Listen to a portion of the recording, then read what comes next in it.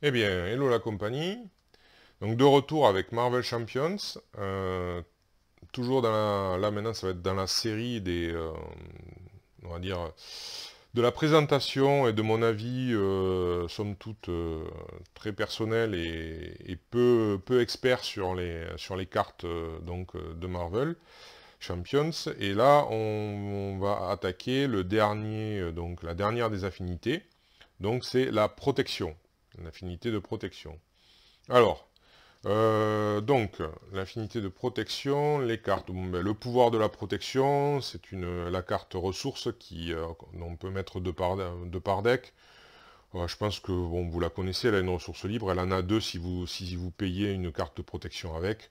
Bon, voilà, donc pareil, hein, pareil, même principe que pour les autres affinités. C'est une carte qui est pour moi à inclure automatiquement dans le deck. Elle est très bien.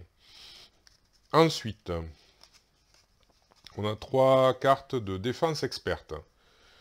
Alors, honnêtement, je ne sais plus trop quelle. Je pense que celle-là est arrivée avec les packs à part, je crois, parce que je n'ai pas souvenir de l'avoir vu au départ. Mais je ne le garantis pas à 100%. Voilà. Ça fait un petit moment que j'ai pas touché à Marvel Champions, en raison de plusieurs facteurs, mais voilà. Alors, donc, un événement qui coûte 0, donc du coup qui ne coûtera que cette carte. Interruption de héros défense. Donc elle a une ressource mentale hein, Ah oui, c'est vrai, j'ai pas essayé de faire le point, mais... Ah si, elle l'a fait. Très bien. Défense experte. Alors, interruption de héros défense. Quand votre héros défend contre une attaque, il gagne plus 3 défense pour cette attaque. Bon. Bah écoutez, ouais, c'est pas mal. Ça va pas... Encore une fois, on ne défend pas tant que ça, je trouve, dans Marvel Champions. Euh, donc du coup, ça la rend un petit peu situationnelle parce qu'on défend... Enfin, moi j'ai tendance à défendre, je parle pour mon expérience personnelle, j'ai tendance à défendre quand ben, les points de vie de mon personnage sont assez bas, ou alors si je vois qu'il va y avoir une grosse châtaigne qui va arriver. Mais donc du coup, ces deux cas de figure principaux sont assez situationnels.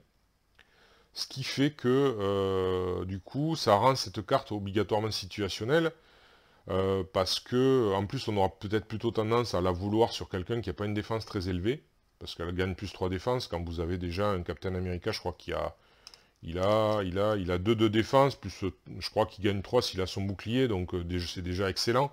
Je veux dire, rajouter 3, oui, bon, c'est sûr, voilà, ça peut être intéressant dans certains cas, mais encore une fois, je trouve que c'est assez situationnel. L'avantage, c'est qu'elle coûte 0, donc vraiment, voilà. Mais encore une fois, elle est difficile. Moi, j'ai du mal à penser à ces cartes qui sont là, qui sont dans ma main, et qu'il faut jouer en réponse, en défense. J'ai souvent tendance à les oublier, ou en réponse à des tirages de cartes en contre. Donc voilà. Mais bon, honnêtement, plus 3 de défense, c'est quand même très très bien. Hein, voilà. Alors, ensuite, nous avons quoi? Nous avons contre-attaque au point. Alors, on va essayer de faire le point, justement, même si ça n'a aucun rapport orthographiquement parlant. Voilà, très bien. Donc, alors, pareil, un événement qui coûte 0, c'est une attaque avec une ressource physique. Donc, réponse attaque après que votre héros a défendu contre une attaque ennemie. Ok, donc déjà, il faut qu'il ait défendu. Infligez à cet ennemi des dégâts égaux à l'attaque de votre héros. Ah, donc c'est pas mal. Surtout si on a une attaque assez élevée. Ouais.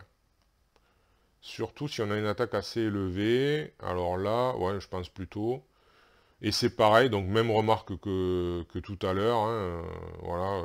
Là, déjà, on va peut-être l'utiliser un petit peu plus souvent. Parce que si on sait qu'on a ça dans notre main, si on s'en souvient, quoi, là, du coup, on va peut-être se dire, ben, je vais défendre rien que pour lui mettre une mythe aussi.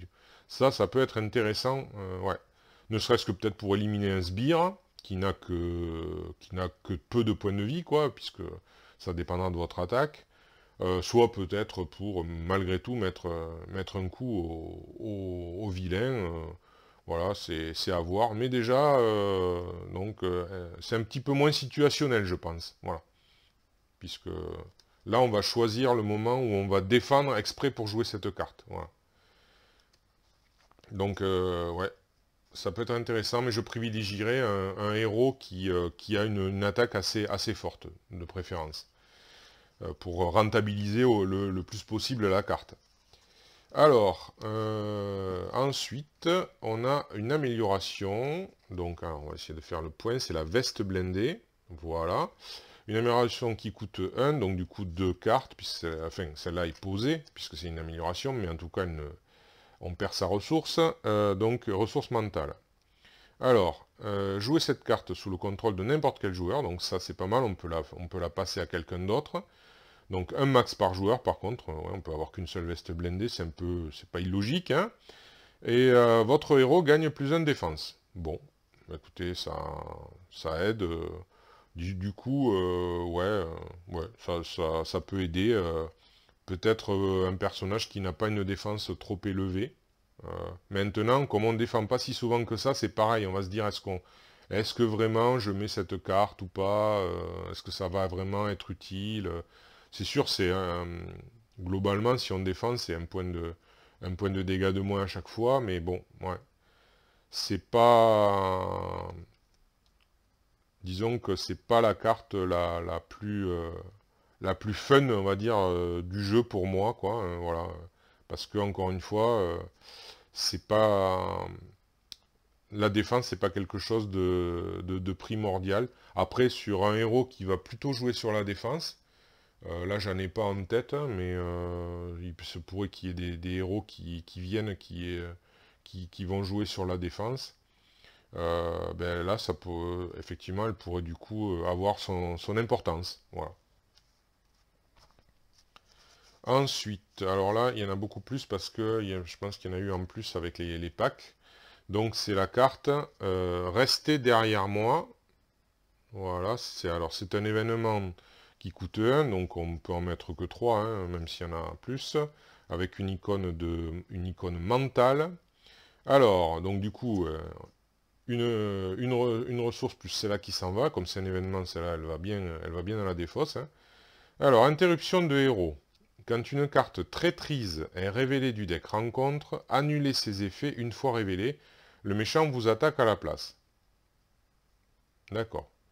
Alors, moi, celle-là, elle est un peu particulière. Alors déjà, elle est situationnelle, obligatoirement, parce que ça dépend de ce que vous allez tirer en carte rencontre. Il faut l'avoir dans sa main à ce moment-là. Bon, alors qu'on sait très bien que généralement dans Marvel, les cartes de la main, on les garde pas, quoi. Elles servent. Donc du coup, il faut que ce soit quand même assez situationnel. Il faut se dire qu'on va dépenser une autre ressource en plus de cette carte. Donc 2 cartes vont partir. Tout ça pour éliminer un effet une fois révélé. Alors il faut vraiment qu'il soit merdique, j'ai envie de dire, cet effet. Parce qu'en plus de ça, à la place, on va se faire attaquer malgré tout. Alors bon, c'est quand même... voilà, hein. Donc, enfin, je sais pas. On dépense 2 cartes, on se fait attaquer, tout ça pour éliminer un effet une fois révélé. Il y a intérêt que cet effet-là, il soit vraiment pourrave, hein, parce que franchement, ça coûte cher, je trouve. Je trouve que ça coûte cher quand même. Donc voilà. En plus de ça, d'être assez situationnel, voilà. Donc je trouve peut-être qu'elle aurait mérité d'avoir un petit coup de zéro quand même. Parce que, voilà. Ou alors ne pas avoir l'attaque du vilain, quoi. Je sais pas, mais bon. Je sais pas. Enfin, moi, elle me semble un petit peu rude quand même. Bon. Encore une fois, ça peut être intéressant sur une carte rencontre avec un effet une fois révélé fort négatif. Mais ça, c'est encore une fois très situationnel. Donc, bon. Ouais. Si on a, je vais en dire, si on n'a rien d'autre à mettre dans son deck, ouais, en quelque sorte, quoi. Ou alors si on a besoin de ressources mentales, à vrai dire. Mais voilà, c'est plutôt dans ce sens-là que je la verrai, moi. Alors, après, hop, du coup, inébranlable. Allez, hop, voilà, inébranlable, c'est une amélioration, donc comme la veste blindée tout à l'heure, qui a une ressource, donc énergie, donc qui peut intéresser un éventuel Tony Stark ou Carol Danvers, enfin les héros aussi bien sûr, hein. Alors, donc condition réponse, après que votre héros a défendu, défaussez inébranlable, redressez votre héros. D'accord, donc du coup, pour 2 cartes, hein, bien sûr. En prévision, on prévoit à l'avance, puisqu'on va le poser. Et donc, une fois que le héros a défendu, on défausse la carte. Et on redresse le héros. Intéressant quand même de redresser un héros, hein, parfois. C'est vrai que ça peut être intéressant pour certains de redresser pour qu'ils puissent contrer plus tard ou ce genre de choses, parce que c'est vrai que parfois on manque de solutions de contre ou voilà. Euh, ça peut être intéressant dans ce sens-là, surtout que ouais, surtout qu'en en protection, on va pas avoir beaucoup de solutions de contre a priori, donc peut-être dans ce sens-là, ça peut être intéressant. Mais ça coûte quand même, ben, ça coûte 2 cartes, quoi, de quelque part. Poser, il faut défendre aussi quand même, mais bon, c'est quand même un avantage de défendre quelque part. Et après, donc, on redresse le héros donc au prix de 2 cartes. A priori, si je fais pas de, si je me trompe pas dans mes calculs, c'est ça. Au prix de 2 cartes, on redresse un héros, donc intéressant.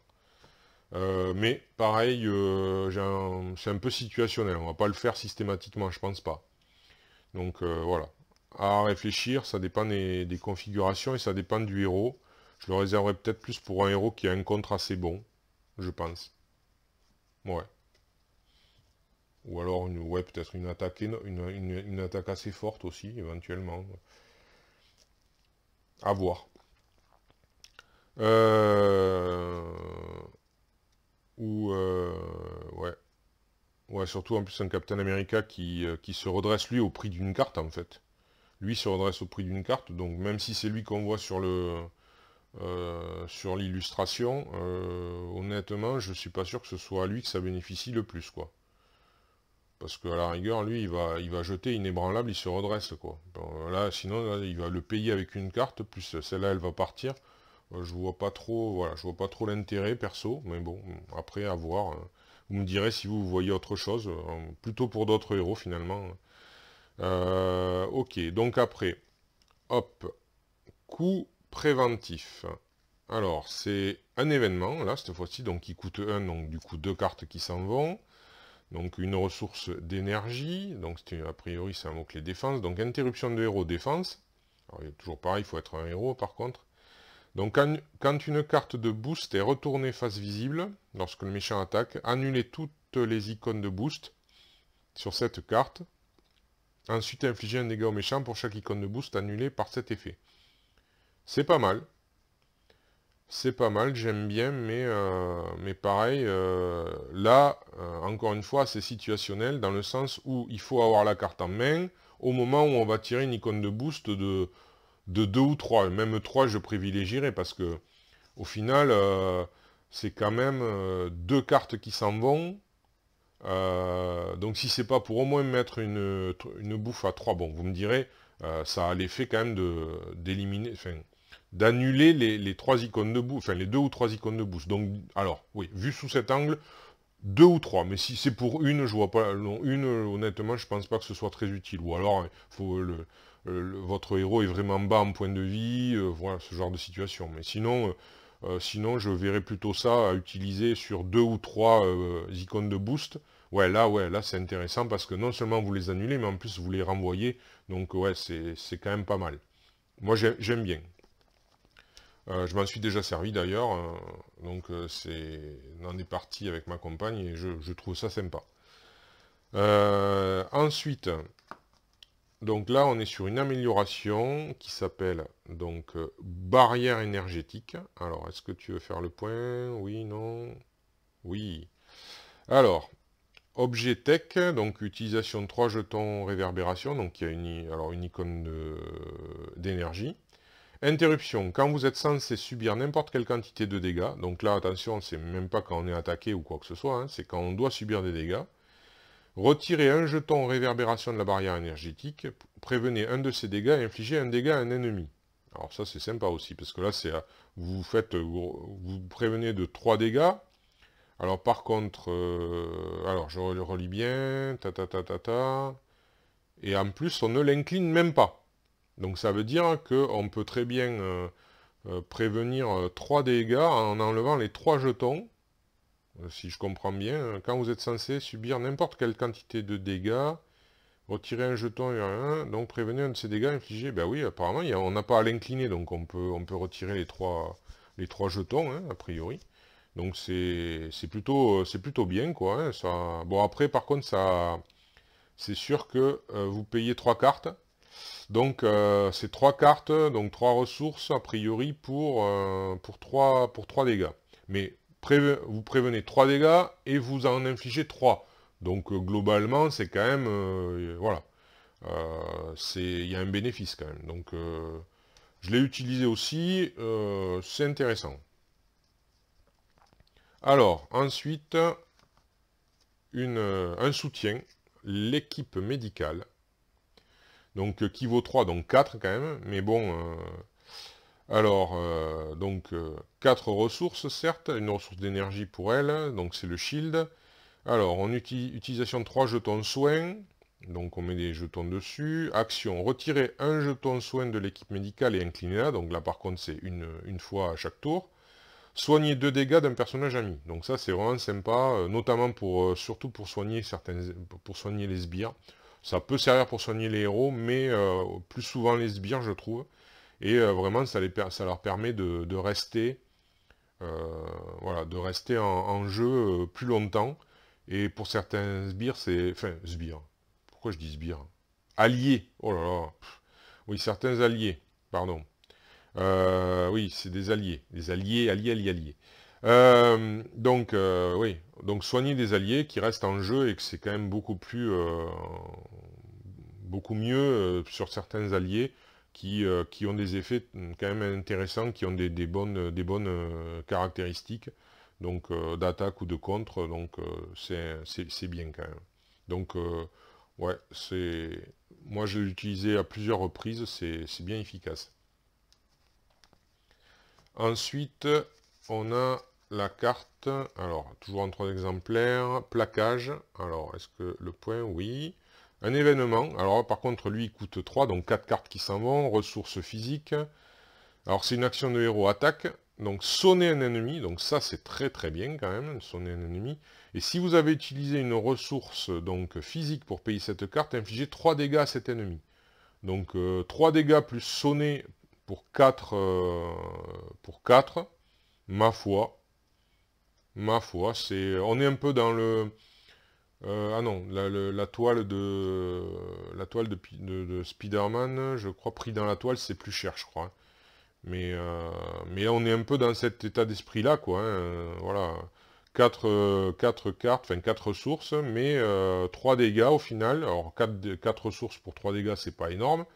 Enfin, c'est un peu... voilà, l'edge, mais quand même, le sonner est important, quand même. Hein. Parce que sonner l'ennemi, souvent, c'est le vilain qu'on va privilégier, bien sûr. Quand il est sonné, on est bien content, parce que, franchement, c'est une mythe de moins qui nous met... ouais, non, pas inintéressante du tout, hein, moi, je trouve. Voilà. Ensuite, on va attaquer là les 3 alliés, hein, on va bien dire alliés, pas sbires, les 3 alliés qu'il y a en protection. Donc alors, on a Black Widow. Alors, est-ce que... Oui, un peu de points, oui.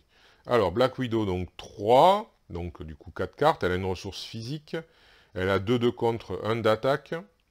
Alors, les shields espions, elle a que 2 points de vie par contre, elle est pas très résistante. Alors, interruption, quand une carte est révélée du deck rencontre, inclinez Black Widow et dépensez une ressource mentale.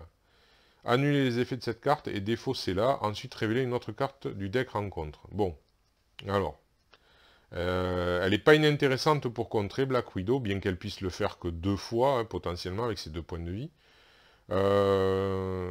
Et en plus de ça, bon, sa capacité, moi je ne l'ai pas trop utilisée. Je crois même jamais, d'ailleurs. Parce qu'il faut un jeu avec des ressources mentales. Et en plus de ça, on ne fait qu'annuler la carte rencontre, mais on en tire une autre, quoi. Donc je trouve que c'est enfin, je sais pas.